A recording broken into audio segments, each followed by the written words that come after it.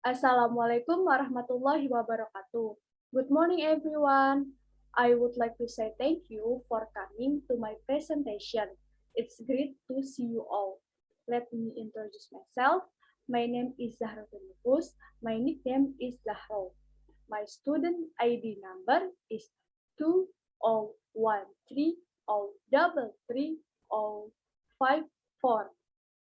In this presentation, we will discuss about the role of Kiai Haji Agus Salim in struggling for Indonesia independence. The proclamation of Indonesian independence on August 17, 1945 was the real result of the struggle and ideals of the Indonesian people. This very historic event for the Indonesian people did not just happen or in the past, but was a struggle that was fought for long. The realization of Indonesian independence cannot be separated from the role of the figures Indonesian nation fighter, such as Sukarno, Muhatta, Sultan Syahrir, and others. Of the many characters, there is one a quite interesting figure also has a role in supporting independence Indonesia, especially in its struggle, is mostly carried out through diplomacy, namely Kiai Haji Agus Salim, an accomplished diplomat from Bukit Tinggi. Okay, before entering into dedication, I will read the subtopic in this material. So the first material we will discuss is the biography of Kiai Haji Agus Salim. The second and the last is the role of Kiai Haji Agus Salim. Okay, first I will explain to you about biography Kiai Haji Agus Salim. Haji Agus Salim was born with the nickname Mashhudul Haq, which means defender of the truth. He is the son of Sultan Muhammad Salim and Siti Zainab. He was born on October 8, 1884 in Koto Gadang, Agam Regency, Bukit Tinggi, West Sumatra. His father was a Hofjaksa at the court the head of Riau. His father's position as Hofjaksa for the indigenous population, including class and honorable. This is why Haji Agus Salim was able to study at ELS and HBS, which according to custom only accept children of European descent. Then I will explain about role Kiai Haji Agus Salim. Kiai Haji Agus Salim is one of the many national heroes, played an important role in the formation of the Indonesian state, both when Indonesia was struggling to achieve independence and until now defend its independence. The first has a role in the period of the national movement. Kiai Haji Agus Salim action have started from the period of the national movement.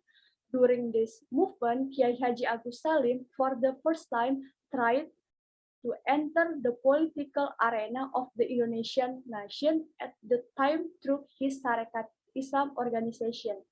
The Sarekat Islam organization succeeded in forging Salim to become a politician who was highly reckoned in his time.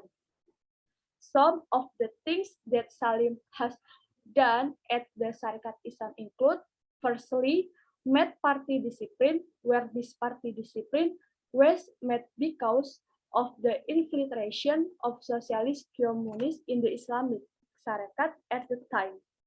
Secondly, in addition to the formation of discipline, Salim's other role party, since in this organization is when he becomes representative in the Volksraad. Thirdly, another thing that was done by Salim was to defend the principle of the Islamic Sharia, which at the time was experiencing a split with the anti-communist group in its to get their unity in the among Muslims. Role in the Japanese colonial period. Entering the end of Dutch colonialism in Indonesia and the entry of Japan into Indonesia, Salim, who has more ability in understanding language, actually as a special place among the nation, Japan at the time. Instead, he was asked for help by Japan to work on the military agency. In the complex, in the institution, education was held for a number of Indonesian youth, and Agus Salim placed in the section in charge of preparing and translating materials military education for the needs of prospective land defense of officer the water that was being prepared at the time. And the last, role in preparing for Indonesian independence. Salim was interested in several the commit at the time was like the 9 commit that draft the constitution and the state constitution and become the language smoothing commit that corrected it again use of language in the constitution. Another interesting thing in this period is the contribution of Hicks took on nationalism Islam. Before the ratification of the constitution that we know until now in the case, there was a long and debate between Islamic groups who want to establishment of a state with an Islamic feel with the nationalist group that tried to separate between religion and the state.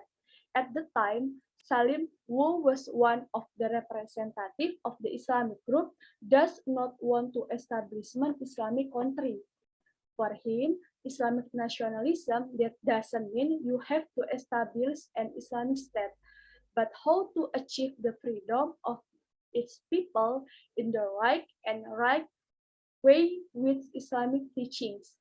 Salim's opinion is what will later improve the first precepts of Pancasila, which originally was defined with the obligation to carry out Islamic law for its adherents to become the one guided. In this presentation, let me just run over the key point again briefly. Kiai Haji Agus Salim is one of the many national hero and important in the formation. His critical thinking, his curing and expressing opinion, and their ability to master various languages has led him to become one of the characters whose name is enough many are mentioned in the struggle book written by historians. His political career began in 1915 when he joined the Syarikat Islam and became the second leader in SI after Cokro Aminoto. For Islam in Indonesia, since the emergence of SI in 1912 as the first political party, it is clear evidence of Islam and the political reality in Indonesia. Since then, Haji Agus Salim has been heavily involved in the national politics, especially during the struggle for independence. His participation in struggle for Indonesia independence include member of the Volksraad and member of the 9 BPUPKE.